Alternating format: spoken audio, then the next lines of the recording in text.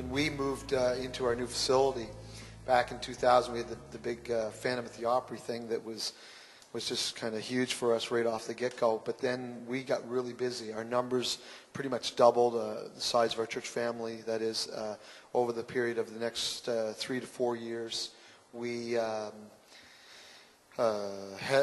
started a lot of new programs and ministries, hired another pastor, associate pastor. That was really big. That was a big thing for us. Those were all, those were great times, big times. But we didn't have a lot of time for video type ministry. And by the time 2004, was it 2004, 2005, rolled around, 2004 I think it was, we were ready for something really big. We felt we were. And so everybody remembers 40 Days of Purpose.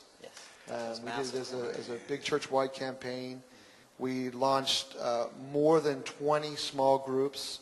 And, of course, we used Rick Warren's video curriculum for the small groups. And but that campaign gave us an opportunity. That opportunity became the Pirates Who Didn't Do Anything. What did we call it? Everybody calls it the pirate video. Yes, exactly. But, it was a long day. It was mostly shot in one day. It was taken a lot of 3 different shots, 3 different takes of all the same video for that day. Art knows what that's about. That's a real challenge, not just technically, but for all the actors as well. Because basically, when you have just one little camera, because that's what we did. That was sort of the beginning of the camera. We bought our first camera, and this was it here. We spent just over $1,000 on this little camera, and it's not a commercial unit. It's just basically a home model. And it did quite well, and we were pretty excited to get into it. But the 3-take situation was really challenging because you'd have your whole scenes, and the people who were acting would have to act it all out while the camera was coming from one angle, and then they would stop, and you'd move the camera over to get somebody else's face in the frame. They'd have to act it all out again. Stay in the exact same position. And say it the same way, same emphasis. And you cut your teeth there, Doug. Yeah. It was quite a day. I remember working on back shift, which was too hard to stay still. It was staying awake was a big part of it. But shooting with the... You did fall asleep a few times. I did fall asleep a few times. There was some snoring that was supposed to be on it, and he wasn't acting. It was the real thing. But it involved new people, brought new people into involvement into the ministry. Which was really really exciting. Yeah. And the set was quite elaborate too, in that we built the ship right in front of our stage, complete with a dock, and then we shot this whole video thing, and then we took all the set out. And then we carried on with church as normal for a while.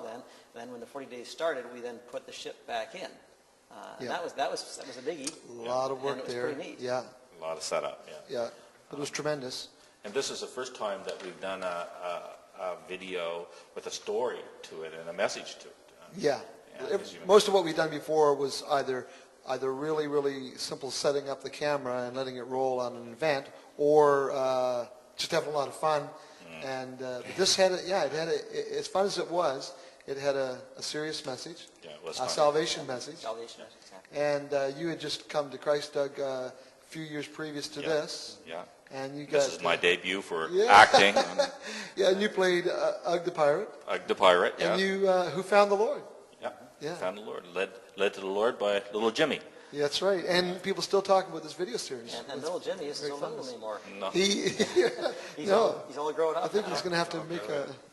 But he was phenomenal. I remember back then, he was he had those lines nailed down, and he was telling you guys what your lines were. Yeah. So, the need for many takes comes into play when you have somebody with a memory such as mine doing video. But that is the beauty of video. Yeah. In that you can do that. You can shoot it, and if things don't go well, you just shoot it again until you get it right. Then you can fix it and you can edit it. And whereas if you're doing like live acting, you're hung out to dry. If things go wrong, you're in big trouble. You can make people purdy. Well, anybody but Doug. Yeah. That's why they were called Ugg and Lee. Technology is going to enable us for sure to be able to share that word out to be an outreach to people outside of our building. You know, it's one way to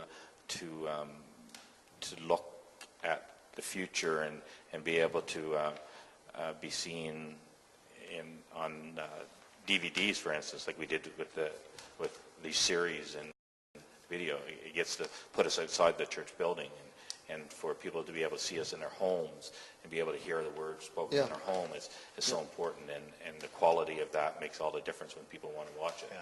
People are going to want to see it when it's good quality, and that all comes down to equipment again.